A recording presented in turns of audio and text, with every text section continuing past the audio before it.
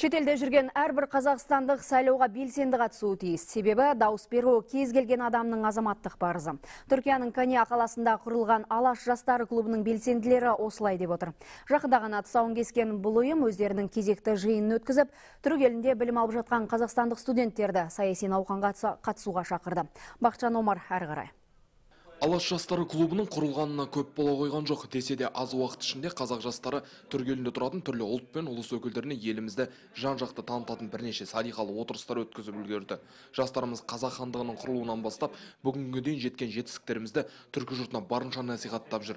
Қытай мен Моңғолиядан келіп Түркияда білім алып жатқан қандастарымыз да осы ұйымның басы қасында жүріп, қазақтың атын шығаруға атсалысуда.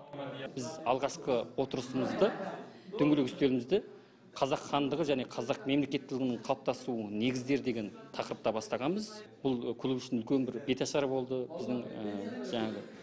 Одан кейін Коnya қаласында біз осы жылдың қаңтар айында Алаш Орда идеясы, Алаш идеясы және Алаш Орда деген тақырыптарда дөңгелек үстел ұйымдастырғанбыз. Әрбір студенттер, осында оқып жатқан әр саланың мамандары өзінің пікірін айтты, белгілі қоғамдық азаматтық бір қалыптастырды. Өте жақсы. Бүгінгі жиын сәуірдің 26 күні өтетін президенттік сайлауға қатысты ұйымдастырылды. Клуб белсенділері Түркияда білім алып жатқан барлық жастарды саяси науқанға барынша қатысуға шақырды. Сондай-ақ жастарымыз әлеуметтік желілерді топтар құрып сайлаудың маңызы мен ерекшелігін түсіндіріп жүр. Біз Кониядағы жастар, яғни қазақстандық студенттер, бұл жерде 50-ден астам қазақстандық студенттер бар. Біз бұл алдағы сайлаудың маңыздылығын, біздің шешіміміздің, біздің дауысымыздың маңыздылығы екенін сеземіз.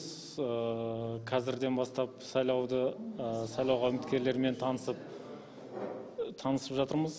Алдағы уақытта сайлау күні бір ауыздан барлығымыз дауыс береміз деген сеніміміз бар. Бұл жолғы президенттік сайлаудың біз үшін орны ерекше дейді жастарымыз, себебі әлем күнде өзгеріп жатыр. Олардың айтуынша мұндай аумалы-төкпелі заманда бірлігімізді бекемдеп, саяси науқанға қатысу әрбіріміздің азаматтық парызымыз. Бақытжан Омар, Нұралы Ген, Коnya қаласынан.